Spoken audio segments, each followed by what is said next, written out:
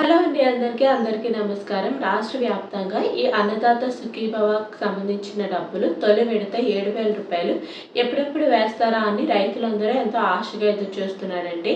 అయితే దీనికి సంబంధించి అమౌంట్ అనేది జూలై 18, 2025 రోజు తొలి విడత రూ. 7,000 అయితే రైతుల అకౌంట్లో జమ చేస్తామని అయితే చెప్పడం అయితే జరిగింది. ప్రధానమంత్రి గారు బీహార్ పర్యటనలో భాగంగా పీఎం కిసాన్ డబ్బులు రిలీజ్ చేయగానే రాష్ట్ర ప్రభుత్వం అన్నదాత సుఖీభావ పథకానికి సంబంధించిన 5,000 అంటే కేంద్ర ప్రభుత్వం పీఎం కిసాన్ 2,000, రాష్ట్ర ప్రభుత్వం 5,000 రూపాయలు కలిపి మొత్తం 7,000 తొలి విడత డబ్బులు రిలీజ్ చేస్తామని చెప్పడం జరిగింది. గతంలో అర్హుల జాబితాను అయితే రిలీజ్ చేయడం జరిగింది కదండి. అది కాకుండా కొత్తగా మరలా అర్హుల జాబితా అయితే రిలీజ్ చేయడం జరిగింది. ఈ లిస్టులో పేరు రాని వారు ఏం చేయాలి, అసలు లిస్టులో పేరు ఉందా లేదా అనేది మనం ఎలా చెక్ చేసుకోవాలి, అసలు ఏ బ్యాంక్ అకౌంట్ వారికి ఏ జిల్లాల వారికి ముందుగా డబ్బులు అనేవి వేస్తారు అనేది ఈ వీడియోలో పూర్తిగా ఎక్స్ప్లెయిన్ చేస్తాను. వీడియోని అస్సలు స్కిప్ చేయకుండా చూస్తేనే మీకు బాగా అర్థమవుతుంది. అలాగే మన ఛానల్లో ఓన్లీ జెన్యూన్ ఇన్ఫర్మేషన్ మాత్రమే ఉంటుంది. సో సబ్స్క్రైబ్ చేసుకొని సపోర్ట్ చేయండి. ఇంకా లేట్ చేయకుండా వీడియోలోకి అయితే వెళ్ళిపోదాం. రాష్ట్ర వ్యాప్తంగా ఈ అన్నదాత సుఖీభావ పథకానికి సంబంధించి 7,000 తొలి విడత ఈ నెల జూన్ 18వ తేదీన రైతుల అకౌంట్లో వేస్తామని సమాచారం అయితే ఆల్రెడీ మనకైతే రావడం జరిగింది. తొలి విడతలో 7,000 ఈ 7,000 5,000 అన్నదాత సుఖీభవ, 2,000 పీఎం కిసాన్, అలాగే రెండవ విడతలో కూడా 7,000 అయితే వేయడం జరుగుతుంది. మూడో విడతలో 6,000.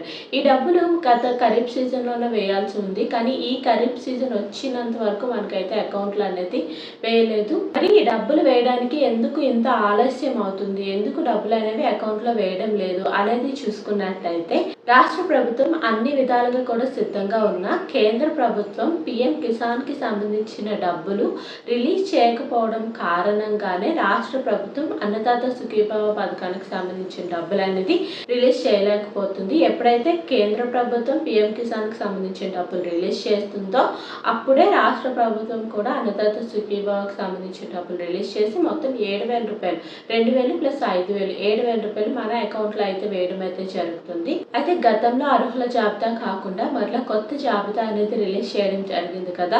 అయితే ఈ జాబితాలో మా పేరు ఉందా లేదా అనేది మేము ఎలా చెక్ చేసుకోవాలి అంటే రెండు విధాలుగా మీరు చెక్ చేసుకోవచ్చండి, ఆన్లైన్ ఆఫ్లైన్. మరి ఆన్లైన్లో మేము ఎలా చెక్ చేసుకోవాలి అంటే మీరు అన్నదాత సుఖీభవ .ap.gov.in అనే వెబ్సైట్లో మీరు లాగిన్ అయ్యి అక్కడ వచ్చిన ఫస్ట్ లింక్ మీరు క్లిక్ చేస్తే స్టేటస్ చెక్ అని వస్తుందండి. సో ఆ స్టేటస్ చెక్లో మీరు మీ డీటెయిల్స్ అనేవి యాడ్ చేస్తే మీరు అప్రూవ్డా అంటే మీరు అర్హులా కాదా, మరి ఇంకేమైనా కారణాలు ఉన్నాయా అనేది అందులో అయితే మీకు తెలిసిపోతుంది. ఆఫ్లైన్లో అయితే మీ దగ్గరలో ఉన్న రైతు సేవా కేంద్రానికి వెళ్ళి అక్కడున్న అగ్రికల్చర్ అసిస్టెంట్ దగ్గర మీ డీటెయిల్స్ ఇచ్చి మీ పేరు అర్హుల జాబితాలో ఉందా లేదా అనేది మీరు తెలుసుకోవచ్చండి.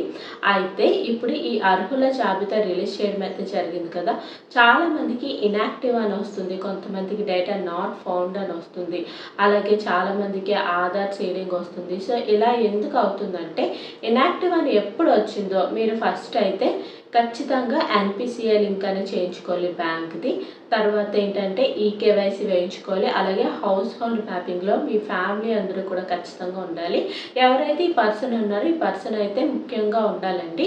సో ఎన్పిసిఐ లింక్ ఉన్న బ్యాంక్ బుక్, అలాగే కేవైసీ, అలాగే హౌస్ హోల్డ్ మ్యాపింగ్, ఈ మూడు ఉంటే మీ పేరు ఇన్యాక్టివ్లో రాదండి. అలాగే ఆధార్ సీడింగ్ ఏంటంటే మీ పాస్బుక్కి మీ ఆధార్ కార్డ్ అనేది లింక్ చేయాలి.